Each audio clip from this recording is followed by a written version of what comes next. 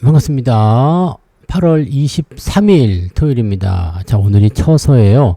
처서에는 목이 입이 삐뚤어진다 이런 얘기가 있죠. 네, 정말 삐뚤어졌는지 아닌지는 한 번씩 잡아서 확인해 보시기 바라고요. 이제 아직도 덥죠? 네, 덥지만 그래도 이제 절기가 지나가고 계절이 지나가면 또 찬바람 불지 않겠습니까? 그죠? 자, 주식시장도 마찬가지죠. 네, 어려운 날이 있으면 또 좋은 날이 있고 좋은 날이 있으면 또 어려움이 오고 그렇게 되는 거 아니겠습니까? 지금 어렵다고 하더라도 시간이 지나면 또 더 좋은 날이 올 거라고 믿습니다. 자, 트럼프가 철강 관세, 철강 알루미늄에 대한 관세를 부과하면서 이 철강 알루미늄을 사용하는 다른 기기들, 그러니까 즉 파생 품목에 대해서도 관세를 부과하는 소식이 얼마 전에 있었죠. 자, 그래서 뭐 세탁기에도 만약에 철강이 들어간다? 그러면 그 관세 물리자. 네.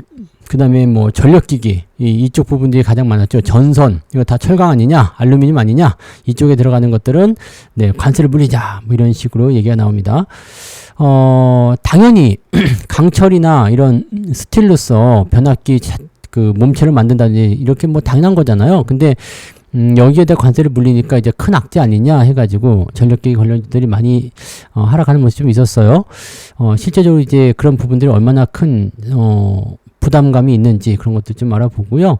그 다음에 관련 종목군들 일단 추세가 조금 무너지는 듯한 느낌이 좀 있긴 있는데 더 잘 가는 곳들도 있습니다. 그리고 이제 전력기기 관련한 부분에서는 미국이 절대적으로 또 필요로 한단 말이죠. 그러니까 이런 내용들을 또 호재로 받아들이는 그런 내용들이 있어서 그런 내용도 좀 살펴보도록 하겠습니다. 일단은 그 관세 내용들을 좀 살펴보게 되면 이제 무역 확장법 232조죠. 네, 그거에 따라서 국가 안보에 위협이 된다. 뭐가 그렇게 위협이 되는 게 많은지 뭐 미국은 맨날 뭐 그 안보 위협을 당하고 사는 그런 국가인가. 근데 전부 다 안보 위협이 된다. 네, 그래가지고 고율 관세를 부과한다. 철강 알루미늄. 네, 그다음에 여기다 이제 파생 상품 400개 정도 되나요? 네, 그 정도 이제 그 관세를 매기게 됐는데 여기에 이제 네 전격 용량 1만 킬로와트 정도 된 거죠. 네, VA 이상 대형 변압기를 포함시키면서 이제 이 변압기, 전력기기 관련한 종목군들이 크게 흔들리는 모습이 좀 있었습니다. 뭐 물론 전선도 포함이 되고요. 그래서 이제 이 대형 변압기 원가를 따져보면 이쪽에서 이제 철강이 차지하는 비중이 25에서 많게는 35% 정도까지 된다. 그 정도를 가지고서 이제 관세를 부과하겠다. 이런 식으로 얘기가 나온 거죠. 근데 그럼에도 불구하고 뭐 증권사에서는 분석을 뭐 크게 나쁘게 하지는 않는 것 같습니다. 왜냐면 일단은 미국이 노후화된 전력기기를 교체를 해야 되는데 이 변압기 수요가 폭발적으로 증가하고 있다. 그런데 공급이 부족하다. 자, 그러면은 공급이 부족하게 되면은 사는 놈이 벌벌 길 수밖에 없는 거죠. 자, 그런 얘기가 하나 있고 또 그다음에 이렇게 사는 사람들이 더 몸이 달아있는 상태라면 관세 올렸어? 그럼 가격 올릴게. 이런 식으로 가도 된다는 얘기거든요. 그러면은 이 관세 때문에 손실나는 부분들이 어느 정도는 또 보상이 된다. 이런 부분이 또 있는 거고요.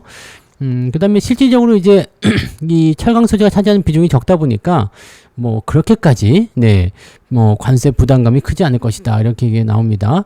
교보증권에서 분석한 내용을 좀 보면 관세 부담감이 HD 현대일렉트릭은 3.7% 정도, LS 일렉트릭은 3.2%, 효성중공업은 1.5% 정도밖에 안 될 것이다. 자, 그 정도는 가격 올려가지고 충분히 만회할 수 있는 거 아니겠느냐. 또 매출이 많으면 많을수록 나오는 부분들이니까 그런 내용이라 좀 보시면 될 것 같아요. 그래서 전력기기 관련주들이 야, 악재인 줄 알았는데 생각해보니까 별거 아닌 것 같은데? 라는 식으로 진행이 되고 있는 것 같은 느낌적인 느낌이 좀 있습니다. 그래서 그런 부분들 참고하시고 네, 종목들 살펴보도록 할게요. 자, 일단은 우리는 네, 차트로 넘어가서 현대일렉트릭부터 살펴볼 거예요. 현대일렉트릭. 이게 우리나라 1등이죠. 국내 1위의 초고압 변압기 전문 기업. 북미 시장을 중심으로 해서 압도적인 수주 실적을 기록하고 있고요. 시장에서 그냥 1등이라고 보시면 됩니다. 1등이라고 보시면 되고 사실 변압기가 상승하기 시작한 지는 오래됐습니다. 네. 굉장히 오래 전부터 상승했고 2020년에는 무려 겨우 이제 4,800원 정도 수준이었는데 지금 50만 넘었죠. 그러니까 얼마 올라간 거야? 100배. 100배 상승한 거예요. 100배. 그러니까 2020년도에 만약에 1억을 넣어놨다 그러면 지금 100억이니까. 네, 비현실적이죠. 이게 100억이 된 거예요. 만약에 100만 원을 넣어놨다 그러면 어떻게 돼요? 1억이 된 거죠. 네, 어마무시한 네, 상승이라고 보시면 되거든요. 그러니까 1000만 원만 넣어놔도 10억이 된 거야. 네, 그러니까 이게 어마무시한 그런 상승을 지금 해버렸다고 보시면 되는 것 같은데. 물론 이제 이 최저가에서 매수해가지고 들어오는 분들이 많지는 않고요. 보통은 이제 저도 LS 일렉트릭 같은 경우 보면 이렇게 한번 이제 조정이 들어가는 자리들 22년도 요때 시점에서 많이들 매수하죠. 요때 가격대가 네, 2만원 정도. 그래도 뭐, 네, 한 20배, 네, 올라가는 모습이잖아요. 20배 넘게 올랐죠? 25배? 네. 그러니까 1000만원 넣어놨으면은 2억 5천. 네, 그렇게. 이것도 약간 비현실적인가요? 네. 아무튼 그렇게 된 거예요. 1억 넣어놨으면은 25억. 네, 그렇게 된 거죠.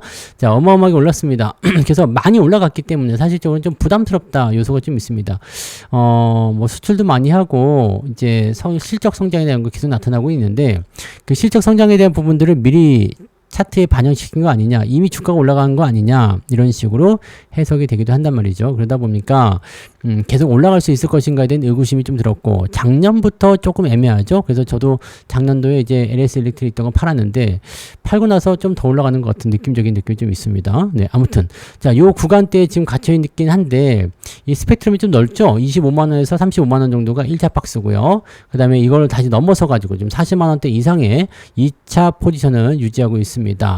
자, 그렇다면 이 종목은 지지라인 때는 어디냐? 40만원 정도 보실 수 있겠고요. 이쪽 저항 때는 55만원 정도, 네, 딱 그어서 볼 수 있겠죠? 그래서 지금 자리는 이제 이 박스 안쪽에 들어가 있는 형태, 그 다음에 신고가 흐름에 나타나는 모습, 이렇게 보시면 됩니다. 물론 중요한 건 이거예요.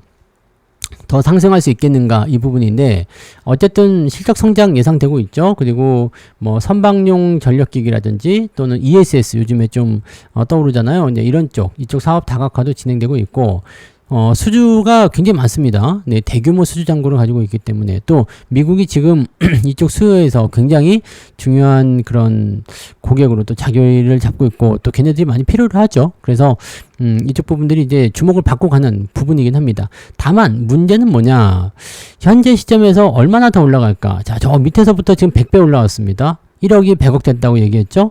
자, 그 다음에 중간 단계에서 2만원대 샀어도 지금 25배, 1억이 25억이 됐다. 와, 어마어마한 거죠. 자, 근데 지금 50만원 정도 하는 이 주가가 얼마큼 갈 수 있을까요? 물론 100만원 넘는 것도 가능할 수 있습니다. 근데 현재 시점에서 100% 정도. 물론 100%도 수익률 엄청나다고 볼 수 있어요. 근데 그 부분이 당장 일어날 수 있겠는가? 글쎄요. 라고 볼 수 있는 거죠. 쉽지 않을 거예요. 쉽지 않은 형태의 모습이 좀 나올 거고, 주가가 이미 많이 올랐다고는 생각하지만, 추세는 일단은 다시 우상향으로 현재 진행되고 있고, 기대치가 굉장히 높은 상황이잖아요. 또 외국인들 매수도 많이 들어와서 아직은 나가지 않은 상태. 자, 이런 상황이라면, 주가는 당분간 유지가 될 가능성이 높습니다. 또는 더 올라갈 가능성도 높다고 보셔야 되겠죠. 다만 이 종목이 이제 상승하는 데는 제한적인 요소가 있을 것이다 라고 보시면 되죠. 기업이 아무리 많이 올라간다고 하더라도 실질적으로 뭐가 될까요? 이런 어떤 수주 잔고나 그런 부분들 다 합치더라도 이미 주가가 올라가서 어느 정도의 네, 평가에 대한 부분들을 크게 만들어 버렸다라면 고평가라고 그러죠. 네, 그런 게 만들어지면은 주가 상승에는 제한이 걸릴 수밖에 없습니다. 지금 퍼 같은 경우는 32배. PBR이 무려 10배가 됩니다. PBR 10배는 솔직히 조금 너무 많다라고 볼 수 있거든요. 그래서 요거는 조금 부담스럽죠. 부채 비율 같은 경우는 크게 문제될 건 없겠지만 유보율도 817%. 이쪽은 뭐 재무구조는 큰 문제는 없는 것 같아요. 또 실적도 잘 나오고 있고요. 크게 문제는 없어 보입니다. 그래서 당장 죽지는 않을 것 같아요. 당장 죽지는 않을 것 같은데 더 올라갈 수 있을 것인가에 대한 의문이 좀 있다는 얘기죠. 그래서 저는 이렇게 생각합니다. 가지고 계신 분들은 그냥 홀딩하시면 큰 문제는 없을 것 같아 보여요. 근데 매수를 지금 들어간다는 것은 조금 애매하겠죠. 네, 그래서 매수를 꼭 하고 싶다라면 일단 조금만 사보고 그 다음에 추이를 보면서 진행하시면 될 것 같아요. 그 정도 보시고 지금 41만원 정도, 40만원 정도가 이제 지지선 역할을 하는데 61선의 지지를 충분히 받아준다라면 40만원까지 올 일은 없을 거예요. 다만 여기서 무너진다면 한 번 더 무너질 수 있잖아요. 그렇게 된다면 이제 40만원 이탈할 수도 있다. 그러면 이평선이 꼬이게 되죠. 꼬이게 되면서 어떻게 돼요? 추세가 떨어질 수 있는 형태로 갈 수 있게 됩니다. 이렇게 되면 반드시 조심해야 된다는 거 잊지 마시고요. 이거는 매수보다는 홀딩만 보시는 게 유리할 것 같습니다. 네.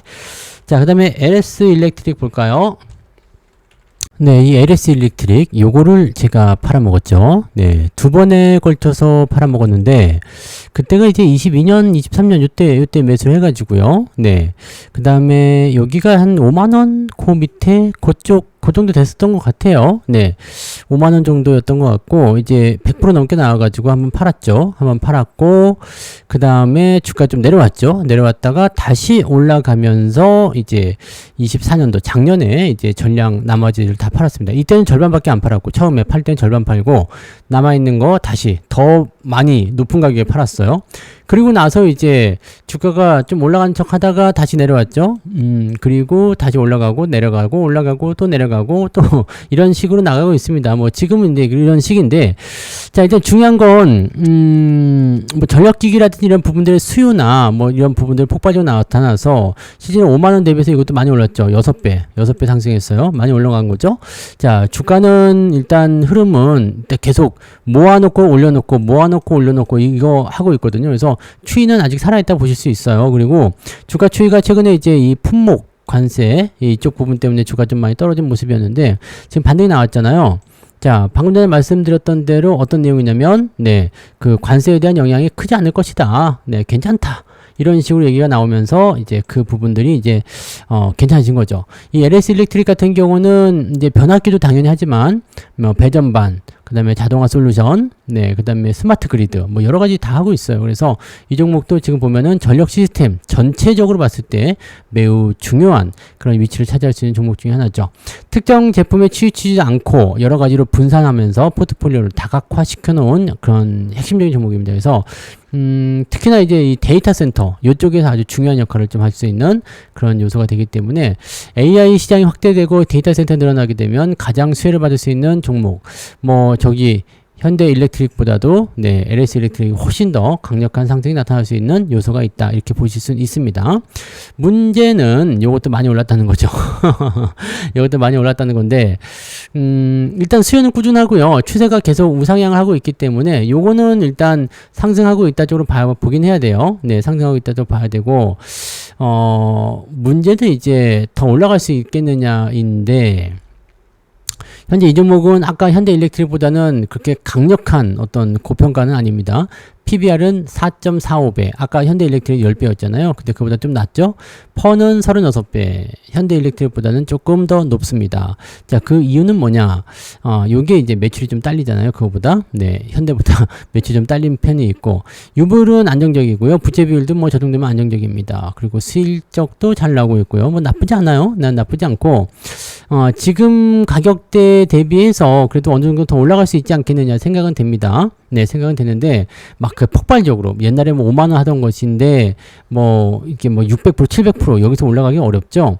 왜냐면 지금 거의 30만원 정도 되는 건데, 500% 올라가면 150만원 돼야 되거든요. 물론 가지 말란 법은 없죠. 가지 말란 법은 없지만, 지금 같은 시점에서 그 정도 올라가기는 쉽지는 않을 것 같습니다. 그래서, 어느 정도 상승은 또 일어날 수 있을 것 같아요. 그러면 그 부분에서 관심을 좀 가질 필요가 있겠죠. 가지고 계신 분들 역시 홀딩 전략 그대로 보셔도 될 것 같고요. 대신에 이제 단기적 변동성이 나타났잖아요. 단기적으로 주가가 떨어졌죠. 그 다음에 반등 나오는 모습인데 이 부분이 조금 애매해요. 네, 왜냐면 직전 고점대에서 저항을 그대로 받아버리게 되면 30만원대 넘어가기가 벅찰 수도 있거든요. 특히나 여기서 만약에 주가가 조정을 받는다라든지 시장이 전체적으로 눌린다라든지 이렇게 되면 다시 빠질 수 있고요. 또 관세 문제는 트럼프가 무슨 얘기를 하느냐에 따라서 또 달라질 수 있거든요. 천당과 지옥을 왔다 갔다 할 수 있는 그런 요소가 되기 때문에 요것만 조금 조심하시면 될 것 같아요. 그래서 지금은 일단 가지고 계신 분들만 보유하시면 될 것 같고 매수를 따라가기는 약간 애매하죠. 네, 아예 30만원 넘어간 다음부터는 네, 뭐 신고가 돌파라든지 추가 상승에 대한 부분들을 생각할 수 있겠습니다만 지금 자리는 일단 내려갔다가 올라오는 과정이다. 요것만 가지고 매수를 들어가기는 조금 애매할 것 같습니다. 그래서 매수는 조금 더 지켜보시고요. 추세가 조금 더 안정적으로 전환이 되면 그때 한번 생각해 보시면 좋을 것 같아요. 지금은 이평선 대드까지 나와서 반등이 나가도 매도 압박이 좀 클 것 같아요. 그래서 매수보다는 일단 관망 유지하는 게 좋을 것 같고요. 가지고 계신 분들은 홀딩, 네, 홀딩. 일단은 내려갔다 올라왔으니까, 네, 홀딩 하시면서 조금 더 상황을 보시는 게 좋을 것 같습니다. 자, 그 다음에 또 강력한 게 하나 있죠. 효성중공업.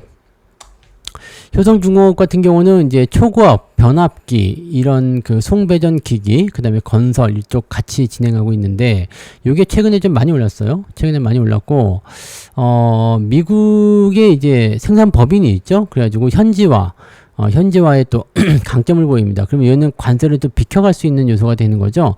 그러니까 미국 내 생산 거점을 이용하게 된다면은 네, 관세라든지 물류 이런 쪽에서 상대적으로 좀 자유로운 상황이 나타나게 되는 거고, 또 현지에 생산 공장이 있다 보니까 네, AS라든지 이런 것들 충분히 가능성이 있죠. 자, 이런 부분들이면 네, 충분히 매력도가 높다고 볼 수 있어요. 다만 네, 이것도 마찬가지야. 근데 최근에 또 너무 올라갔어. 이런 부분도 있겠죠. 지금 100만 원 넘어갔잖아요.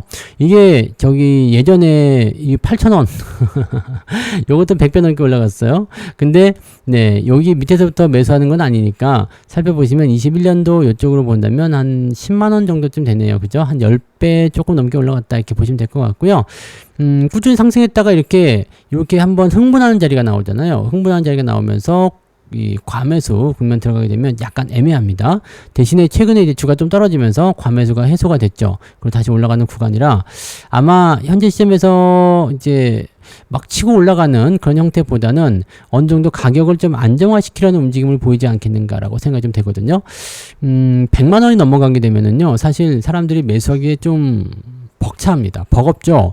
왜냐면 내가 지금 한 달에 투자할 수 있는 돈이 얼마 안 되고, 또는 나의 투자 자금이 얼마 안 돼. 지금 1억 원어치 있다고 하더라도 이거 100주도 못 사거든요. 네, 그러면 네, 뭔가 조금 아쉽다라는 생각이 좀 들잖아요. 그래서 실제로 이제 매수로 진입할 수 있는 부분들이 많지가 않아요. 물론 소수점 매수로 들어가면 되긴 되겠지만, 네, 그런 거 요즘에 잘 안 하잖아요. 그래서 제가 보기에는 아마 거래량이라든지 또 이런 그 유동 주식이 돌아가는 이런 부분에서는 조금 애매할 것 같아요. 대신에 액면 분할이라든지 이런 쪽으로 하게 돼서 가격을 좀 낮추는 형태를 만들어 놓게 된다면 괜찮지 않을까 생각되긴 합니다.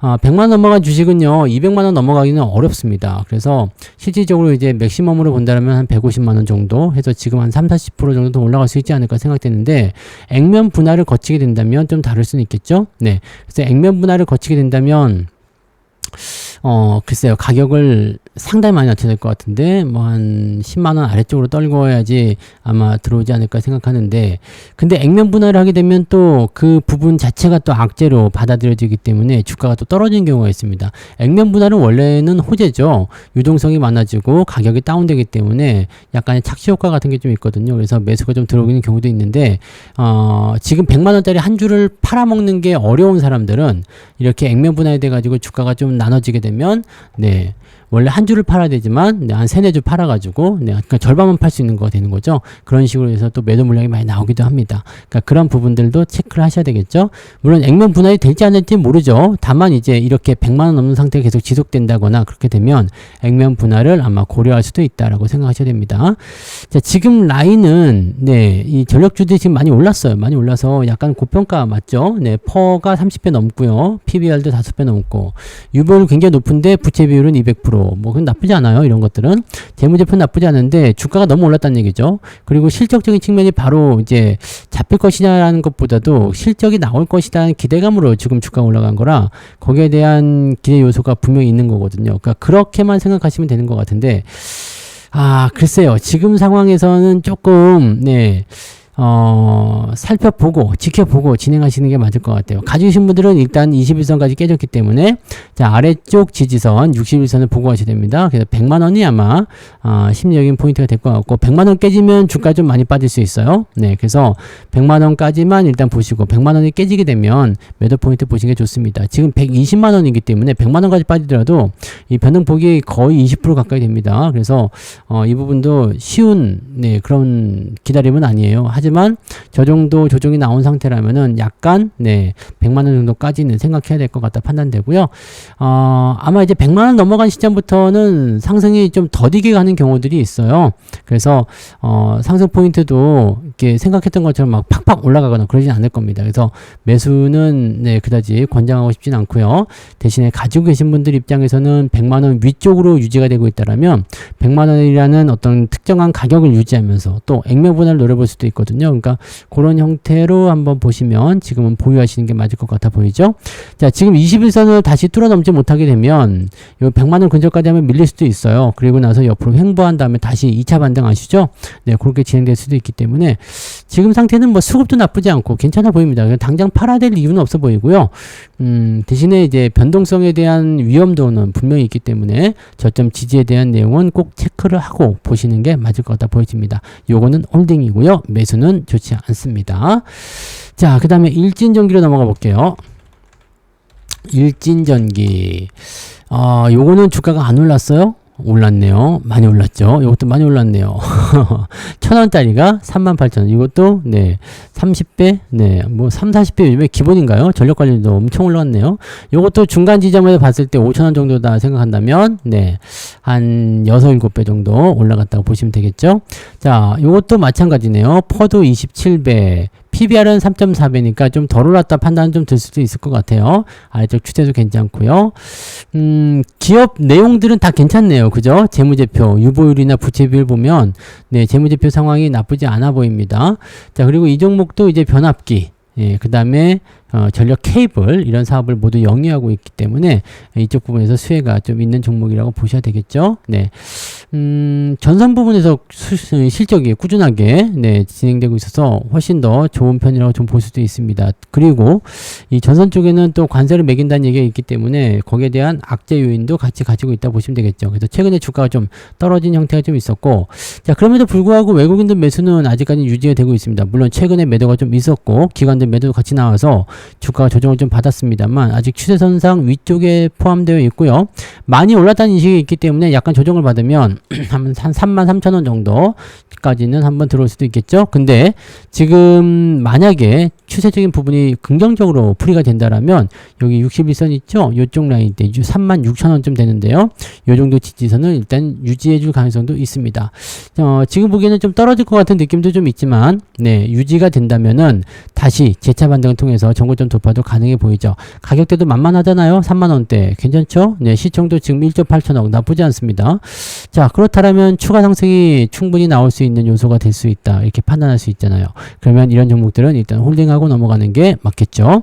주가 떨어지게 된다면 저 같은 경우에서 만약에 매수하라 이렇게 한다라면 저는 32,000원 정도 매수 타이밍을 한번 노려볼 것 같은데, 글쎄요, 뭐 이렇게 추세선만 보면 32,000원 정도 매수 타이밍이 좋긴 좋은데 너무 올랐다는 인식을 보게 된다라면, 네, 글쎄요, 매수를 할 수 있을지는 잘 모르겠습니다. 근데 추세 포인트, 여러분들이 매수를 하고 싶다라면 32,000원 정도가 적당할 것 같다 판단됩니다. 그 정도 체크하시고, 일단 가지신 분들은 홀딩 하셔야 되겠죠. 그리고 내가 36,000원 정도에서 지지선을 1차적으로 볼 것인가 아니면 32,000원까지 한번 변동성을 확인하고 볼 것인가는 생각해 볼 필요가 있겠습니다. 무슨 종목이든지 간에 밑에서 사신 분들은 여유가 있어요. 다만 이제 고점에 사신 분들은 변동성이 커지면 지금 만약에 44,000원 샀는데 32,000원까지 빠진다. 그러면 손실률이 얼마가 되는 거죠? 한 30% 나오는 거죠? 이렇게 되면은 골치 아파지죠? 그래서 그런 부분들 때문에 그런 거죠. 그래서 고점 매수는 일단 항상 조심해야 되고, 안 하는 게 좋지만 꼭 해야 되겠다면 분할로 나눠서 대응하시는 것이 유리하다라고 말씀을 드릴 수가 있는 거죠. 자, 아무튼 가져오신 분들은 홀딩, 그 다음에 신규 접근은 좀 가격을 좀 낮춰서 보시는 게 유리할 것 같다 보여집니다. 참고하시고요. 네, 재룡전기 볼까요? 네, 재룡전기.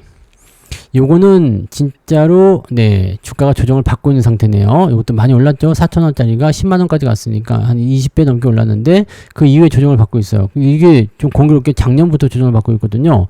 얘는, 네, 전봇대 그 올라가는 거 있잖아요. 그 주상 변압기. 요게 있는데 이 중소형 변압기 시장 쪽이거든요. 근데 중소형 변압기면은 실질적으로 관세 쪽과는 크게 영향은 없어요. 근데 같이 묶여서 주가가 조정을 받았다라고 보시면 되는 거고, 실제적으로 이제 미국 쪽 매출이 차지하는 비중이, 네, 높습니다. 그래서 미국 쪽에서 이제 그 전력망 교체라든지 이런 게 나오게 되면 긍정적인 요소가 나타날 수가 있겠죠. 미국 전역에 지금 노후화된 배전망, 뭐 이런 전력 수요 교체에 대한 부분들이 굉장히 좀 많이 있다고 합니다. 그래서 그쪽 부분에 대한 기대감들이 작용하고 있는 모습이긴 한데, 이게 예전에는 원래 대북 관련주였죠. 대북 송전 관련해 가지고 주가가 이제 천천히 계속 올라갔다 내렸다 계속 했었던 종목이거든요. 근데 뭐 대북 관련한 이야기가 나올 때마다 그냥 올라갔다 떨어졌다 하는데, 지금 이제 미국 쪽으로 확실히 방향을 틀어서 주가가 크게 한번 상승했습니다. 자, 이런 부분들 나타났기 때문에 괜찮긴 한데, 일단 시세가 한번 나왔죠. 그다음에 지금 퍼가 9배 정도까지 떨어진 상태고, 뭐 이렇게 보면은 나쁘지 않은데, 유보율도 2,500%에 부채비율 17%밖에 안 돼? 이 정도 괜찮은데? 라고 생각을 할 수 있어요. 근데 주가 지금 떨어져가지고 정상화되고 있는 상황이다라는 거죠. 즉 다시 말하면 그 전에 10만원 정도 하던 때가 고평가였다라는 평가를 낼 수밖에 없거든요. 그리고 지금 라인대에서는 좀 더 떨어지더라도 뭐 사실 뭐 기업이 저평가됐다거나 그런 느낌들은 딱히 받기는 어렵거든요. 그래서 지금 라인에서 지금 만들어지는 지지 라인 형태의 모습 보시면 2만원 초반에 있겠죠? 2만원 초반에 지지선이 있고, 최근에 형성된 저점 지지를 보면 이제 3만원 정도 볼 수가 있겠죠. 그러면 여러분들이 보유하고 계실 때는 어떻게 하면 된다? 3만원 지지선만 보시면 되고요. 이탈하면 매도. 왜냐면 2만원까지 빠질 수 있기 때문에. 그래서 3만원 이상에서만 보유 관점 보시는 게 맞고요. 신규 접근은 지금은 보이지 않습니다. 신규 접근 지금 하실 이유가 없어요. 그래서 아예 이제 이게 마무리가 돼가지고, 이 조정이 마무리돼서 여기를 저점을 잡아가지고 이평선 꼬아서 다시 상승 전환이 된다라면 그럴 때는 관심 가져도 되는데, 그거 아니면은 지금은 대응하기 좀 어렵죠. 그래서 요거는 당분간은 매수할 일은 없을 것 같아 보이는데요. 당분간은 매수할 일 없을 것 같아 보입니다. 그래서 신규 접근은 들어가지 않는 게 좋고요. 가지고 계신 분들도 3만원 이상에서만 보유한다, 이렇게 보시는 게 맞을 것 같습니다. 자, 지금 단기 저항대는 4만원대에 있기 때문에 만약에 4만원 넘어가게 된다면 추가적으로 상승이 더 나올 수도 있다, 이렇게 판단은 하셔도 될 것 같아요. 자, 그 다음에 산일전기 볼게요. 산일전기는 신규 종목인데도 불구하고 많이 사셨어요. 그죠? 그리고 이제 최근에 제가 그 종목 진단 한번 해드린 적도 있었죠. 자, 요거는 이제 그 배전반 이쪽입니다. 그래서 변압기에서 받은 전력을 이렇게 각종 설비 쪽으로 분배하는 그런 역할을 하는데, 이 배전반 쪽인데, 이게 이제 데이터 센터라든지 공장 뭐 이런 쪽에 보면 배전반 꼭 필요하잖아요. 우리 가정마다도 배전반이 다 있잖아요. 그러니까 그런 배전반의 수요가 확장될 수 있는 상황이기 때문에 여기에서의 기대감을 가지고 있는 종목입니다. 실적이라든지 이런 부분들 굉장히 좋게 잘 나오고 있죠. 기대감이 좀 있는 부분이라서 괜찮긴 한데, 신규 종목이 좀 걸리는 거죠. 물론 이제 1년 정도 지났기 때문에 이제는 뭐 나올 거 다 나왔다, 이제 안정화된 거 아니냐라고 할 수도 있긴 있습니다만, 글쎄요, 지금 현재 시점에서는 일단 뭐 다른 거 다 둘째 치고요. 자, 지금 5일선 21선 간의 데드크로스 다시 반등하려고 하는 모습이죠. 그러면 지지선 봐야 됩니다. 지지선 어디에 있을까요? 여기 가장 가까운 데가 한 98,000원, 즉 10만원 위쪽에서 지지선이 형성이 돼야 되거든요. 그러면 10만원 깨면 안 되겠죠. 10만원 깨지면 그 다음에는 61선 이탈이기 때문에 그 다음에 지지선은 7만원 대 정도까지 내려와야 되거든요. 그러면은 변동폭이 커요. 그러면 안 되겠죠. 그래서 여러분들은 10만원 이상, 10만원 이상에서 보유한다, 이것만 생각하시면 될 것 같아요. 10만원 이상에서만 보유하겠다, 요게 맞는 전략일 것 같고, 매수는 글쎄요, 뭐 지금 자리는 이제 사실 저는 신규 종목은 매수하지 않기 때문에 뭐라고 딱히 말씀드리기 좀 어렵겠습니다만, 추세적으로 봐서도 약간 조정이 좀 필요한 단계거든요. 그러니까 지금 당장 매수를 해야 될 이유는 없다고 볼 수 있거든요. 근데 만약에 지금 현재 주가 다시 올라가서요, 12만원 또는 12만 5천원까지 올라선다 라고 한다라면 상황이 또 바뀌어요. 그러면은 추가 상승을 기대해 볼 수가 있기 때문에 거기서도 매수가 들어가도 괜찮거든요. 그래서 지금 당장 매수는 좀 어렵지만,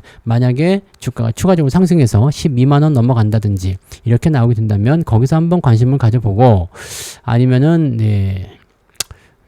좀 애매하겠죠. 이거는 올라가야지 살 수 있는 주식이네요. 내려가서 10만원까지 왔다, 그래도 매수하기가 좀 껄끄러울 것 같아요. 그래서 이런 부분들 같이 좀 체크하시면 좋을 것 같습니다. 요거는 조금 애매모호한 부분들이 좀 있다고 생각하셔도 되겠습니다. 가지고 계신 분들은 일단 괜찮습니다. 그래서 10만원 위쪽에서는 홀딩한다, 이렇게 받아들이시면 될 것 같아 보입니다. 자, 이렇게 해서 철강 관세에 대한 이슈가 있었던 종목들, 6개 종목들 좀 알아봤고요. 대체적으로 모양은 나쁘지 않네요. 그죠? 흐름 나쁘지 않고 조금 더 두고 보셔도 될 것 같은 그런 느낌인데, 매수를 여기서 따라가기는 조금 벅찰 것 같고, 가지고 계신 분들은 뭐 물려있든 아니면 수익이 나고 있든 간에 홀딩을 좀 더 보시는 것이 유리하지 않을까 생각되고, 매수 같은 경우는 대부분은 매수하기 좀 어렵겠지만 네, 가격적인 어떤 포지션이나 아니면 향후의 흐름들 이런 것들을 좀 참고하면서 네, 매수 포인트를 좀 가져가시면 그래도 좀 유리한 고지를 만들 수도 있지 않을까 생각을 해볼 수 있겠습니다. 자, 그래서 이렇게 네, 종목들 말씀드리고요. 오늘 종목 진단은 여기서 마치도록 하겠습니다.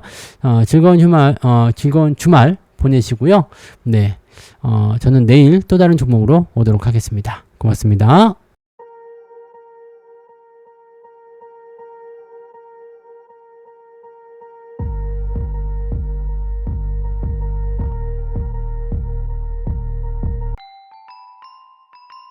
본 방송에서 제공되는 모든 정보는 투자 판단의 참고 자료이며 투자의 최종 책임은 본 방송을 이용하는 본인에게 있습니다.